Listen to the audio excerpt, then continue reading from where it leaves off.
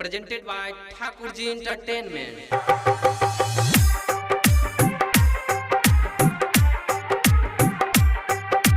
फिर के ससुरा गेल है कौन कमी हमारा में पैल है। फिर के ससुरा गेल है कौन कमी हमारा में पैल है। जब जब आवे चोगे जन तोहर हमारा याद, तोरा याद में दारू पी के जिंदगी कर लेब बर्बाद। तोरा याद में दारू पी के जिंदगी कर लेब बर्बाद। फिर के ससुरा गेल है कौन कमी हमारा में पैल है। फिर के ससुरा गेल है कौन कमी हमारा में पैल है। जब जब आवे चोगे जन तोहर हमारा याद, तोरा याद में दारू पी के जिंदगी कर लेब बर्बाद। तोरा याद में दारू पी के जिंदगी कर लेब बर्बाद। मिक्स बाय जय हो डिजिटल रिकॉर्डिंग स्टूडियो भवानी।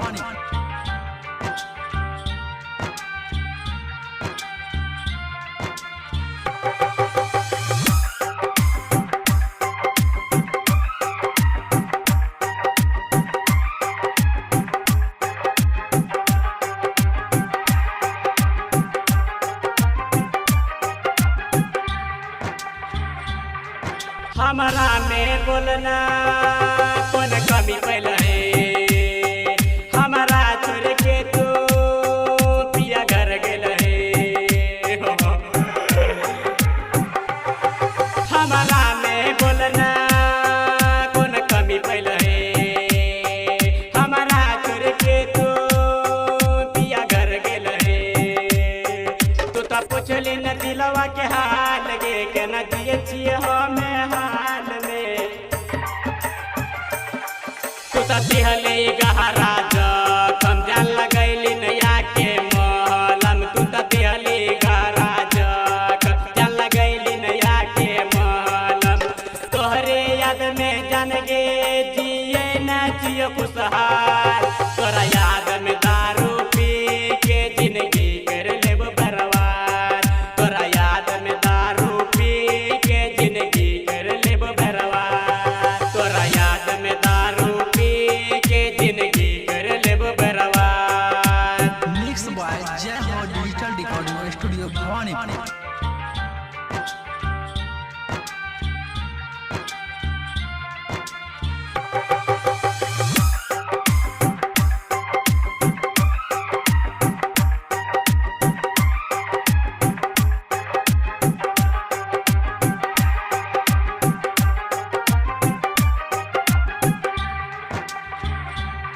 करन दीवाना के तो न होल है।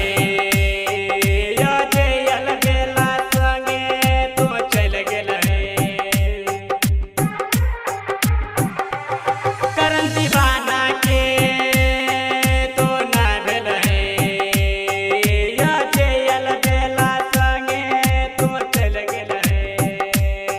तो पूछली न दिलवा के हाल गे, हमरा छोड़ के गेली ससुराल गे। तोरा बिना जान के ना हम